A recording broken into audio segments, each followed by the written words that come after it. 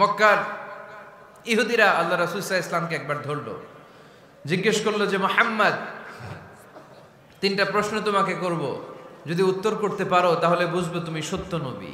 আল্লাহর হাবিব সাল্লাল্লাহু আলাইহি ওয়াসাল্লাম বললেন, তাহলে বলো কি জানতে চাও।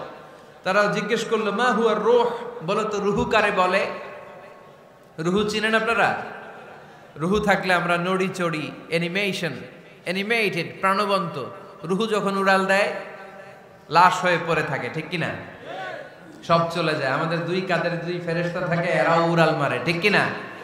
দুই কাঁধে ছিল যে তোমারে দুইজনা পাহারা, তোমারে একলা থুইয়া পালাইছে তাহারা। তোমার আট কুঠুরি নয় দরজা বন্ধ যে ওই হলো রে হলো মুখে আল্লাহ রসুল সবে বলো।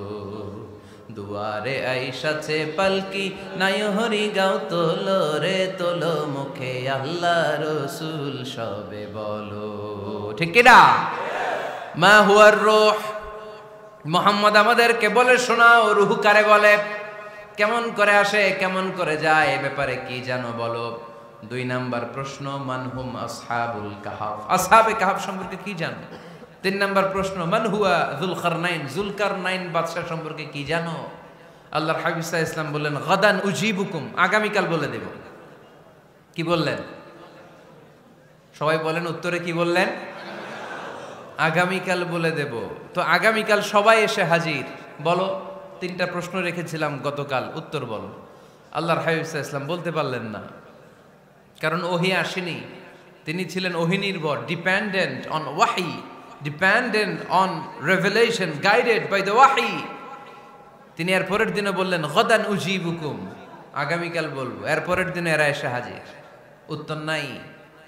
আল্লাহর হাবিব সাল্লাল্লাহু আলাইহি ওয়াসাল্লাম আবারও বললেন গাদান উজিবুকুম, আগামীকাল বলবো। এর পরের দিনে এরা এসে হাজির। এরকম একদিন, দুই দিন, তিন দিন নয়, টানা 15 দিন আল্লাহর হাবিব সাল্লাল্লাহু আলাইহি ওয়াসাল্লামের প্রশ্নগুলোর উত্তর করতে পারেন নাই।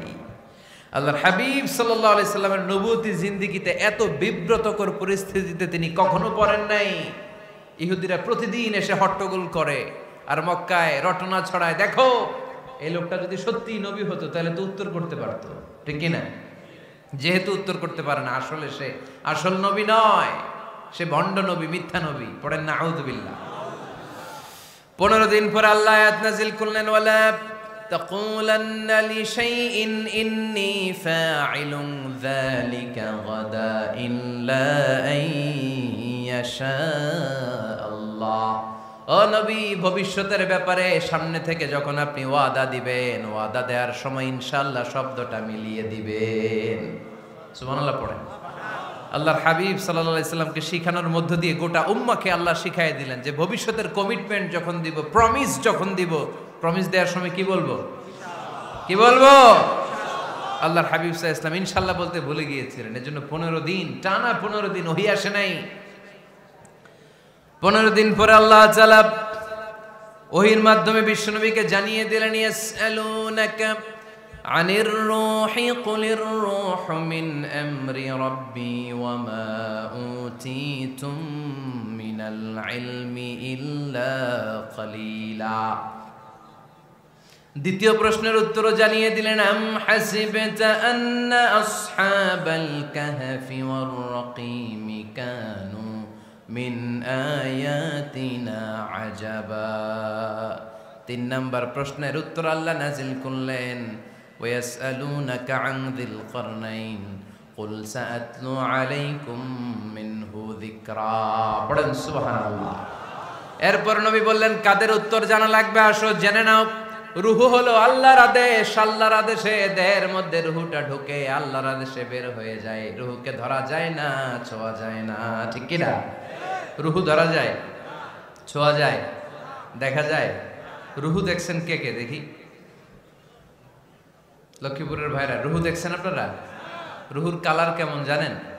ওজন কেমন জানেন? কোত্থেকে যে এসে জুড়ে যায় দেহের মধ্যে, মায়ের পেটের ভেতরে, আবার হুট করে উড়াল মারে, মানুষটা লাশ হয়ে পড়ে থাকে, ঠিক কিনা? 2 নম্বর প্রশ্নের উত্তরে বিশ্বনবী জানিয়ে দিলেন আসহাবে কাহফ হচ্ছে আল্লাহর প্রিয় 7টা যুবক বান্দা যারা 309 বছর গুহার মধ্যে ছিল। তারপর তাদেরকে আবার জাগ্রত করে দিয়েছিল কে?